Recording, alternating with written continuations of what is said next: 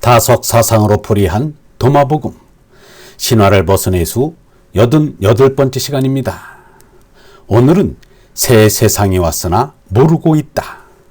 새 세상이 왔으나 모르고 있다라는 제목으로 말씀드리겠습니다. 경애하는 얼번 여러분, 도마복음 쉬운 한 번째 말씀은 이러합니다. 말씀 50일, 예수를 따르는 이들이 예수에게 말하기를 언제 죽은 이들이 잠에서 깨어날 것이며 언제 새로운 세상을 볼 수 있겠습니까? 예수가 그들에게 말하기를 너희가 바라고 있는 것은 왔다. 그러나 너희는 그것을 모르고 있다. 살아있어도 남에게 좋은 영향을 주지 못한다면 그것은 살아있다고 할 수 없습니다. 죽어 있어도 남에게 좋은 영향을 준다면 그이는 죽었다고 말할 수 없습니다. 유영모는 예수와 석가 그리고 노자는 정신적으로 영생한다고 말하면서 자신도 그리 되고 싶어 그들의 말을 듣지 그렇지 않으면 그들과 아무 상관이 없다고 하였습니다. 예수, 석가, 노자는 유영맥에 있어서 결코 죽은 자들이 아니었습니다. 그들은 늘 유영모와 함께하는 진리의 벗이고 진리의 언니였습니다.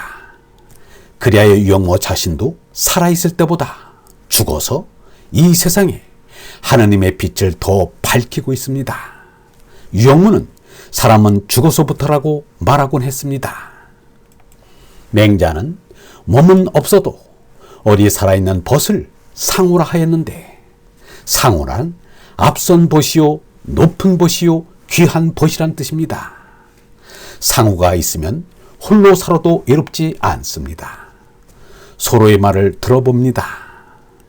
우리의 생각은 늘 죽은 자들과 함께한다. 죽었어도 잊히지 않는 그런 사람들이 있다. 우리는 그들의 하늘로 올라간다. 아니, 그들이 우리의 세계로 내려온다.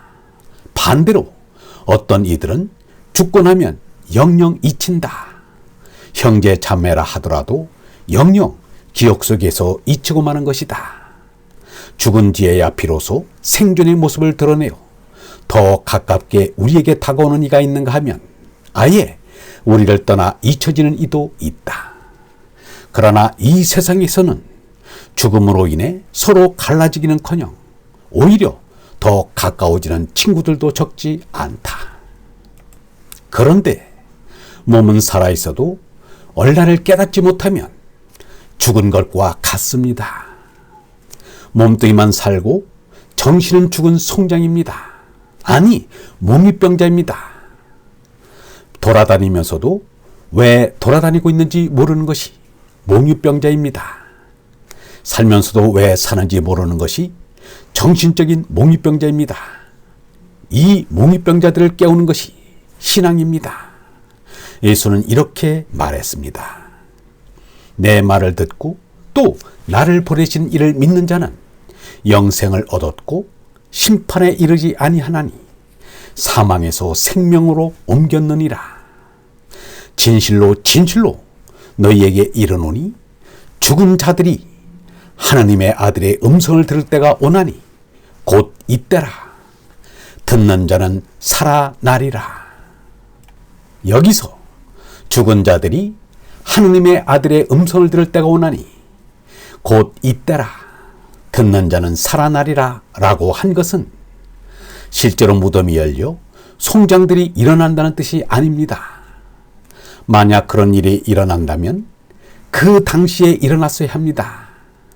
예수가 곧 이때라고 했기 때문입니다. 그때 죽은 이가 어디 나사로뿐이었나? 예수의 말씀대로 이때 송장들이 모두 나사로처럼 살아났더라면 산자의 몇만배에 달하는 송장들이 살아났어야 할 것입니다. 예수가 말한 죽은 자들이란 시체로 누워있는 자들을 의미하는 것이 아니라 살아있어도 짐승인 전하로만 살고 얼라로 손나지 못한 이들을 가리킵니다. 그들이 얼라를 깨달아 하느님 아들의 말씀을 들으면 잠들어 있는 얼라가 깨서 일어난다는 뜻입니다. 예수를 따르는 이들이 바로 그들입니다. 언례를 깨달은 이들은 인류 역사가 시작된 이래 지금으로부터 2000년 전에서 3000년 사이에 나타났습니다. 바야흐로 이 지구 위에 이전과는 전혀 다른 새 시대가 열렸습니다. 물리시대, 생물시대, 동물시대를 거쳐 이 지구에 영성시대가 온 것입니다. 석가, 공자, 예수에 의해 영성시대가 열렸습니다. 그 사실을 예수의 제자들은 모르고 있습니다. 언라의 부활시대가 온 것을 예수만 알 뿐 제자들은 알아차리지 못하고 있습니다. 말씀 51에서 예수가 제자들을 향해 너희가 바라는 것은 왔다. 그러나 너희는 그것을 모르고 있다. 라고 한 것도 같은 뜻입니다. 제자들은 아직 잠에서 덜 깬 상태입니다. 예수가 말한 하느님 나라는 바로 얼라를 깨달은 상태를 말합니다. 그는 제자들에게 영성시대가 왔음을 알리고 있습니다. 하느님 나라는 어의 나라입니다. 누구라도 얼라로 손나면 하느님 나라에 들어선 것입니다. 얼라를 깨닫는 순간 마음속은 번개가 치듯 번쩍한다고 하였습니다. 이는 불교에서 말하는 바지라치트카 그대로입니다. 그런데도 많은 사람들은 하느님 나라가 오기만을 기다리고 있거나 아예 관심조차 갖지 않습니다. 이렇게 귀한 말씀을 한 귀로 흘려들으면서 바울의 속죄 신앙에만 빠져 있습니다. 예수는 유대교의 속죄 제사에는 전혀 관심도 갖지 않았습니다. 바울의 속죄 교리가 유대교의 속죄 교리와 도대체 무엇이 다르단 말인가? 짜진 이치는 아주 똑같습니다. 다시 말하지만 예수는 거짓말하는 허풍쟁이가 아닙니다. 예수의 말씀을 바로 알아들을 수 있도록 우리의 귀가 뚫려야 합니다. 예수 시대의 사람들만 귀가 먹은 것이 아닙니다. 오늘날의 우리도 돈에 관한 소식만 잘 들으려 하지 하느님의 말씀에는 도통 귀를 기울이지 않습니다.